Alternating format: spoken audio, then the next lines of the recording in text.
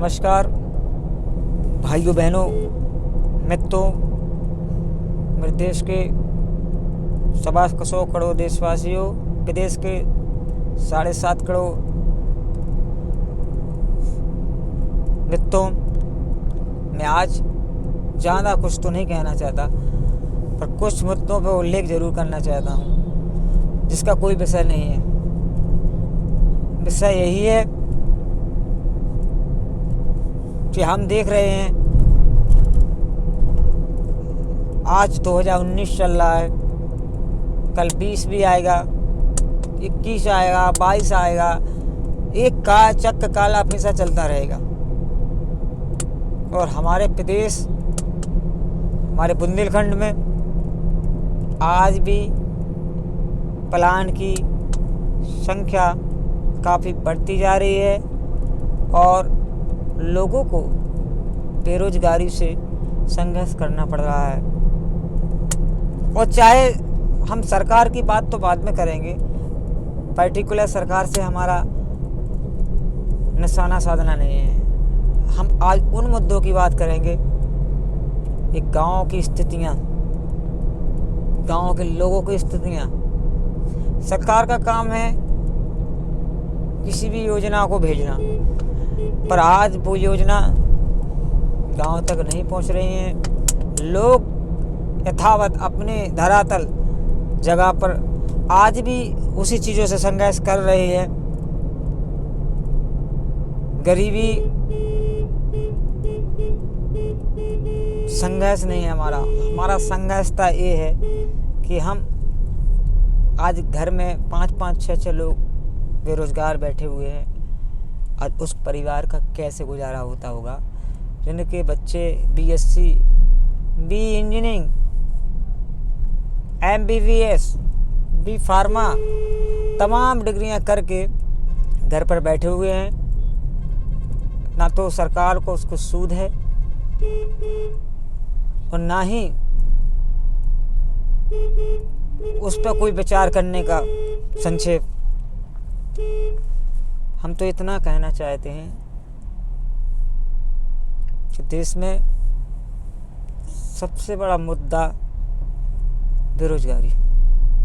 यदि वाकई में इस देश का डेवलप होना है तो पहले गांव से डिजिटल बनाना चाहिए। हमारा गांव डिजिटल बने, हमारा गांव एजुकेशन बने, हमारा गांव सिंचित बने, और सिंचित के साथ साथ हमारे गांव में सबसे प्राथमिकता से इंडस्ट्री एरिया हो। जब इंडस्ट्री एरिया होगा, प्राइवेट कंपनी इन्वेस्ट करेंगी तो हमारे बेरोजगार बच्चों को नौकरियां मिलेंगी, और जो नौकरियां मिलेंगी तो हमारे गरीब भाई किसान बंधु, अगर फसल हो या ना हो, लेकिन उनका खुद का गुजारा चलेगा और एक नई पीढ़ी आगे बढ़ेगी। तो मैं इतना से कहना चाहता हूँ, सरकार कोई भी हो, दोनों सरकार से कहना चाहता हूँ कि सबसे पहले हमें गांव में जाकर इंडस्ट्री एरिया को बढ़ावा देना चाहिए। ठीक है। अब दूसरी बात मैं कहूँगा शिक्षा की बात।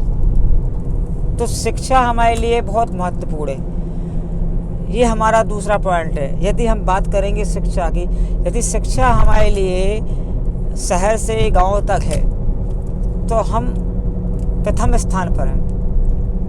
और जब हम प्रथम स्थान पर हैं, भाई शिक्षा अगर हमारे पास है तो हम विदेश, कनाडा, जेनेवा कहीं भी काम कर सकते हैं। इसलिए हम सरकार से ये निवेदन करेंगे कि सारे प्राइवेट स्कूलों के बंद कर दिया जाए और गवर्नमेंट स्कूलों में ही, चाहे वो कलेक्टर का लड़का हो, चाहे मंत्री का लड़का हो, चाहे स्वयं मुख्यमंत्री का लड़का हो, और चाहे एक गरीब का लड़का हो, सबको एक साथ मिलकर पढ़ना चाहिए। और जो गवर्नमेंट स्कूल बनाए हैं प्रशासन ने, उसमें ऐसी सुविधा हो, digital school, internet, wifi and faculty, बाहर से फैकल्टी हो, और उन बच्चों को वहीं से कैंपस सिलेक्शन मिले ताकि वो इंडस्ट्रियल एरिया में जॉब कर सके। तो ये हमारा दूसरा सुझाव है। तब हमारे यहाँ परिवर्तन आया। अब तीसरा सुझाव ये है, ना तो कांग्रेस किसानों को 2 लाख रुपया न दे, ना भाजपा 15 लाख रुपए के वादा करे। अगर दोनों सरकारों को ऐसा नहीं करना चाहिए, ये सोचना चाहिए कि भाई आपने 2 लाख रुपए किसी किसान को दे दिए तो कितने दिन चलेंगे? 1 साल चलेंगे। भाजपा ने 15 लाख दिए तो कितने दिन चलेंगे? तो ये हम चाहते हैं कि दोनों सरकारें पैसा बांटने का काम नहीं करें।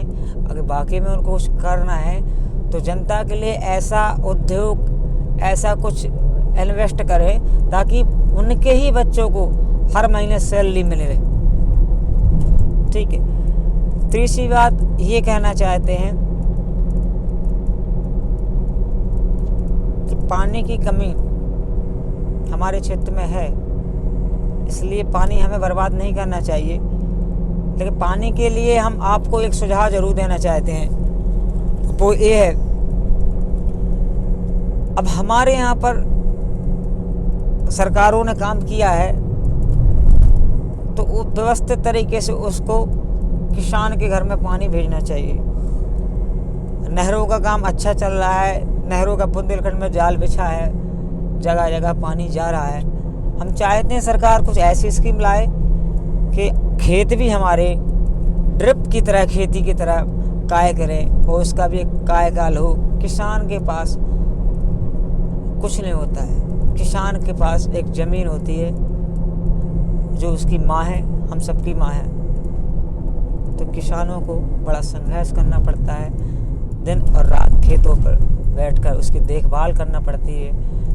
कभी किसी दुर्घटना घट जाती है तो किसान का सारा माल खाक हो जाता है, उसकी ज़िंदगी बर्बाद हो जाती है। तो सरकार को कुछ ऐसी स्कीम बनाना चाहिए, जब फसल में आग लग जाए या फसल खराब हो जाए, ओलावृष्टि हो जाए, उसका 90% सरकार भुगतान करेगी। यही हमारा ये तीसरा निवेदन है। चौथा हमारा आखिरी सुझाव ये है कि हम चाहते हैं कि हमारे यहाँ पर महिलाओं को सम्मान मिले। महिलाओं को सम्मान मिलेगा तो हमारा देश बहुत आगे बढ़ेगा, क्योंकि आज हमारा देश महिलाओं के संघर्ष करने से बहुत आगे है। क्योंकि इस देश को आज़ाद कराने में रानी लक्ष्मीबाई जी ने अपने देश की जीवन की आहुति दी। तो महिलाओं को हमें सम्मान देना चाहिए। हमारी जो बहनें हैं, हम चाहते हैं कि आज किसी भी चीज़ का खौफ नहीं है, पर हम चाहते हैं कि वो समय भी आ जाए कि हमारी महिलाएं, बेटी बहन, हम सब की 2 बजे रात के भी घूमें। तो हम ये भी चाहते हैं कि प्राथमिकता पहले हमें महिलाओं को देना चाहिए, चाहे वो रिजर्वेशन की बात हो, वो चाहे वो जॉब की बात हो, वो चाहे वो बस की सीट की बात हो। तो हम चाहते हैं उनका, महिलाओं का सम्मान तो हमारे देश का सम्मान। बस इन्हीं मुद्दों से बढ़ते हुए एक आगे के क्वेश्चन पर और जाते हैं। हम ये प्रयास करेंगे, चाहे हमारा गरीब भाई हो, बहन हो, कोई भी हो, हमें उसको पढ़ाना है, लिखाना है।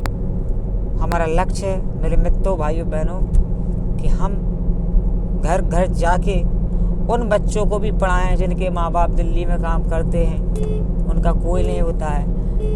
अगर आप सबके अंदर दया है, भाव है, तो उनको भी हमें पढ़ाना है, लिखाना है, स्कूलों में बैठाना है। हम चाहते हैं कि हमारा देश संचित है तो हम जापान को भी, हम अमेरिका को भी मात दे सकते हैं। हमारे देश में भी वो टेक्नोलॉजियाँ हैं जो अन्य देशों में हैं, पर हम चाहते हैं कि हमारा देश के नौजवान आगे बढ़ें। और लास्ट हमारा और सुझाव है विकलांगों के लिए, हैंडीकैप्ड। आज विकलांगों के लिए किसी भी सरकारों ने कुछ विशेष खास नहीं किया। हम चाहते हैं कि उन विकलांगों को जो देख नहीं पाते हैं, चल नहीं पाते हैं, सरकारें आती हैं जाती हैं, पर कोई सरकार किसी को साइकिल दे देती है, कोई को चश्मा, किसी को हेयर मशीन। पर हम नहीं चाहते हैं, हम तो चाहते हैं कि सरकार कुछ ऐसा बजट बनाए, ऐसी कोई योजना ले आए कि जो भी विकलांग जितनी उसकी योग्यता है उसके अनुसार उसको पहले जॉब दे, क्योंकि हम देखते हैं चलते हैं तो हम तो कुछ भी कर सकते हैं, पर जिसके दुनिया में अंधेरा हो वो क्या कर सकता है। तो हम चाहते हैं सरकार से इसे सीरियस ले। इन तमाम मुद्दों पर हमने आप बात की है। हमारे सुझावों में यदि आपको सुझाव अच्छे लगते हो तो इन बातों को सरकार तक शेयर करें और आगे बढ़ें, क्योंकि समाज से बढ़कर कोई सेवा नहीं। समाज एक ऐसी सेवा है, यदि आप उसके स्वाद को चट लोगे तो सारी चीज़ों को भूल जाओगे। इसलिए हमें अपने कर्मों पर काम करना है, क्योंकि आए हैं तो जाना तो निश्चित ही है। तो जाएंगे तब, जो कहा है किसी ने कि शहादत पर शहादत करने को मिले, और जब मर जाएंगे तो तिरंगा कफन उड़ाने के लिए। तो बस इन्हीं शब्दों से मैं आप सबको सलाम करता हूँ। नमस्कार।